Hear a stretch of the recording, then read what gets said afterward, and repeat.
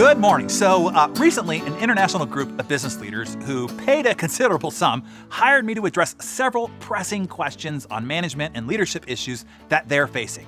As a special treat for you here, every so often I will sprinkle in some short excerpts of my answers to their advisory session. I think these insights can be extremely valuable to you as you navigate this new and exciting workplace landscape. The first question was, is management a position or a concept? We are interested in knowing the core competencies of a successful manager. Well, here's how I address that. Here's the reality. Most people put into a position of management or leadership really shouldn't be there. They were promoted there, or they were maybe appointed there, as I understand people are in your region. And usually they're appointed or promoted for the wrong reasons. Usually it was based on the fact that they were really smart, right? They got good grades in school, they earned a fancy degree, or they were appointed to that management position. Or maybe they were really great producers. They did a great job in a previous job role, and then that's what got them appointed to a management position.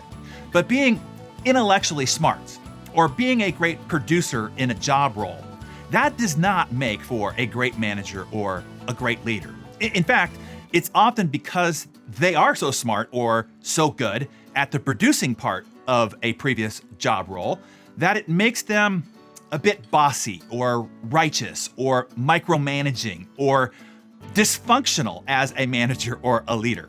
You know, while they were and always had good intentions, their learned and conditioned behavior through schooling and through experience really only oppresses and alienates and disempowers others. There's actually a term for this, and it's called the producing manager syndrome. And how do I know about this syndrome? Because I had the same problem myself. I started out selling products door to door and then selling real estate, and through really just brute force, extreme effort, personal determination, and just outworking everybody else around me, I became a successful producer. But when I started building my media companies, I then needed to recruit and lead other people to do most of the work. And this is when I ran into big problems. I learned quickly that there's a radical difference between being a producer and being a leader of other people who you need to produce in order to gain the result that you want. And quite frankly, now having mentored thousands of CEOs and business leaders, people in positions of leadership, most of them still suffer this problem as well.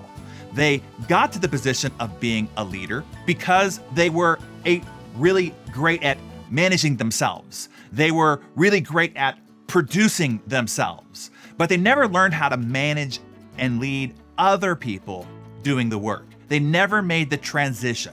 Most still lead like producers, which is why they get caught up in that micromanaging. They have a hard time delegating, and they become the bottleneck to their own organization.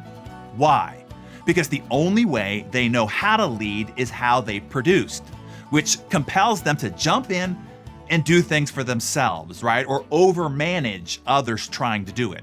Either way, it cuts their team off at the knees, and they wonder why no one is motivated, or why people aren't stepping up, or why they're not going the extra mile. So I learned quickly, and quite painfully, that other people operate differently than I do.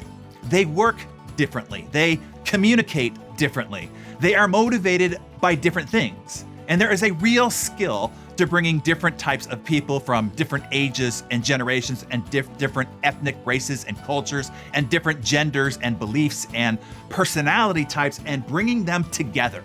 There's a skill in being able to foster collaboration, to draw the best out of each person, and to sync up all those different people and to operate as an inspired, cohesive, and high-performing team. The skills to be a leader are almost the polar opposite of the skills that it takes to be a producer. And it is very likely that many of you are still operating like a producer, even if you are in a management or leadership position. It is what is keeping you from the next level of success. It is keeping you from growing your bigger enterprise and achieving your bigger mission and making your bigger impact. The bottom line is this: most people in management or leadership positions revert to what they know best.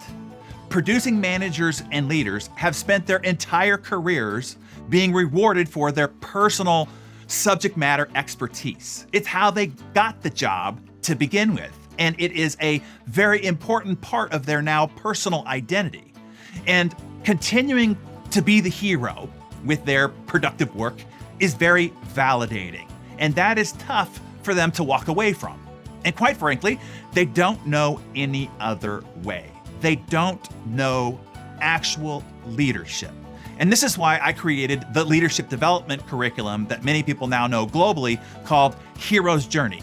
It's a skill that is desperately needed, but there is no good training systems out there that are current, that are up to date, and are relevant to this modern work culture that we're all subject to.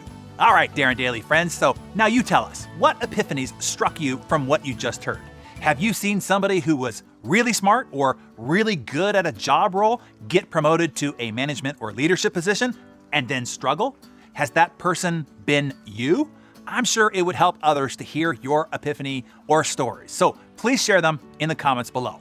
And if you need help growing into an effective, influential, and inspiring modern leader, look into the Hero's Journey. We'll put a link below so that you can learn more.